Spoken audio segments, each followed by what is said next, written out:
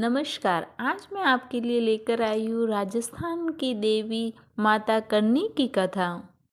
कर्णी माता के पिताजी का नाम मेघाजी कीनिया जो शाखा चारण थे। वो जोधपुर जिले के फलोदी के सुपाव गांव के रहने वाले थे। उनकी माता का नाम देवल देवी था। मेघाजी केनिया को 5 पुत्रियां थी। उनको एक भी पुत्र नहीं था। उनकी इच्छा थी कि उनको एक पुत्र प्राप्ति हो। इसी इच्छा के कारण वो राजस्थान से पाकिस्तान में स्थित माँ हिंगलाज माता के मंदिर तक पैदल यात्रा की। माता हिंगलाज मेघाजी केनिया पर बहुत प्रसन्न हुई और उन्हें साक्षात दर्शन दिए और वर मांगने को कहा। मेघाजी ने कहा कि माता, मेरा नाम चले, यही मेरी इच्छा है। तब हिंगलाज माता ने आशीर्वाद देकर अंतर्ध्यान हो गए। मेघाजी केनिया खुशी खुशी घर आए। उनकी पत्नी को गर्भ रहा। 9 महीने पूरे होने पर मेघाजी केनिया ने अपनी पत्नी की सेवा के लिए 2 दाई माँ रखी। लेकिन 9 माह पूरे हो गए, 10 पूरे हो गए, 12वां 15वां महीना भी पूरा हो गया, लेकिन अभी तक उनको संतान की प्राप्ति नहीं हुई। तब उनमें से एक दाई थी जो वो कहने लगी कि पता नहीं कब उनको पुत्र प्राप्ति होगी। ऐसा कहकर वो चले गए, परंतु एक दाई माँ वही उनकी सेवा में रही। जब 20 माह पूरे हो गए तो जब वो दाई रात में सो रही थी तो माता ने उनको स्वप्न में दर्शन देकर कहा कि अभी तुम्हारा इंतजार खत्म हो गया। तुमने इतने दिनों से मेरी सेवा की है, इसलिए तुम हमेशा खुश रहोगी और तुम्हारा सर्वत्र सम्मान मिलेगा। सुबह देखा कि 21 माह पूरे होने पर उनको एक पुत्री प्राप्त हुई। जब देवल दे मूर्छित अवस्था में थी तो उनको सपना आया कि एक देखा कि साक्षात दुर्गा माँ असीम लावण्य रूपवती माता के दर्शन हुए। होश में आने पर देवल देवी को आभास हुआ कि उसे लड़की हुई है। वो कन्या को देखती है तो उनके पास में काली कलूटी छोड़े मुंह की स्थूल देह वाली पाती है। अतः देवल देवी स्वप्न की बात को भ्रम समझ जाती है। प्रसूति गृह से जब शिशु के रोने की आवाज़ मेघाजी के कानों में पड़ती है तब उन्होंने अपनी बहन को उत्सुकतावश पूछा कि क्या हुआ, लड़का या लड़की। तो उनकी बहन जो उन दिनों पियर आई हुई थी ने हाथ का डुचका देते हुए कहा कि फिर पत्थर आ गया, अर्थात लड़की हुई है। इतना कहना हुआ कि उनकी 5 उंगलियां ज्यों की ज्यों जुड़ी हुई रह गई और आप वापस खुली ही नहीं। इस युग में लड़की के जन्म को अशुभ समझा जाता था। पुत्री जन्म को अभिशाप मानने वाले के लिए रिदुबाईसा की यह प्रथम दंडात्मक सीख थी जो आज के परिप्रेक्ष्य में प्रासंगिक है।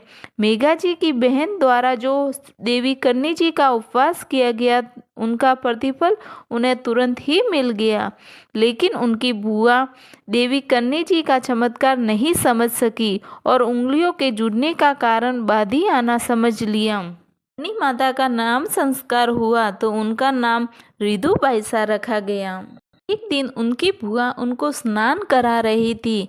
तब रिदुबाईसा ने बोला, बुआ आप एक हाथों से क्यों स्नान करा रही है, दोनों हाथ से कराइए। तब उनकी बुआ ने बोला कि मेरा एक हाथ काम नहीं करता। तब रिदुबाईसा ने उनके हाथ को पकड़ा और उनके सर पर रखा तो उनका हाथ ठीक हो गया और कहा, देखो दोनों हाथ तो काम करते हैं, क्यों झूठ बोल रही हो। एक दिन मेघाजी केनिया रात को खेत से घर आ रहे थे। तब अंधेरे में उन्होंने एक सांप के फन पर पैर रख दिया तो सांप ने उनको डस लिया। तब पास वाले खेत में जो काम कर रहे थे वो उन मेघाजी केनिया को घर लेकर आए, लेकिन जब तक घर लेकर आए तब जहर पूरे शरीर में चढ़ चुका था और मेघाजी केनिया की मृत्यु हो चुकी थी। जब उनको घर पे सुलाया तो उनकी पुत्री जो रिदुपैसा उस वक्त 6 वर्ष की थी, वो रोते हुए अपने पिताजी के पास आई और उनको मूर्छित देखा और जहाँ पर उनको सर्प ने काटा था वहाँ पर हाथ रखा और बोला, पिताजी उठिए, पिताजी उठिए। और जैसे ही उन्होंने हाथ रखा उनका सारा जहर उतर गया और पिताजी उठ खड़े हुए।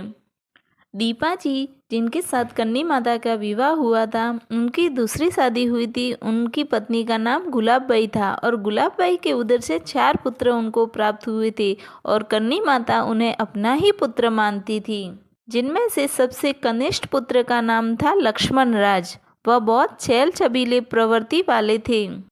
एक दिन वो अपने मित्रों के साथ कपिल मुनि का धाम देखने के लिए देशनोक के कोलायत गए हुए थे। वही स्नान करते समय उनकी डूबने से मृत्यु हो गई।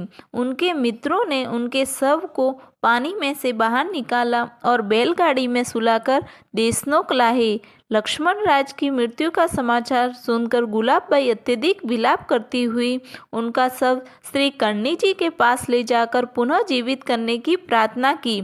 श्री कर्णी जी के आदेश अनुसार उन्होंने उन सब को अपनी झोपड़ी में रखवा दिया और स्वयं उसी झोपड़ी में ध्यानमग्न होकर बैठ गई और 3 दिन बाद लक्ष्मण राज पुनः जीवित होकर झोपड़ी के बाहर निकले, जिससे सारे परिवार में अपार खुशी छा गई। इस संबंध में यह जनश्रुति प्रख्यात है कि श्री कर्णी जी ने अपने पुत्र के प्राण वापस लाने के लिए धर्मराज के यहाँ पहुंचकर उस जीव को वापस मांगा। धर्मराज ने कहा, यहाँ आने के बाद आज तक कोई वापस नहीं गया। श्री कर्णी जी ने कहा, क्या आज से पहले कोई माँ अपने पुत्र को वापस लेने आई थी?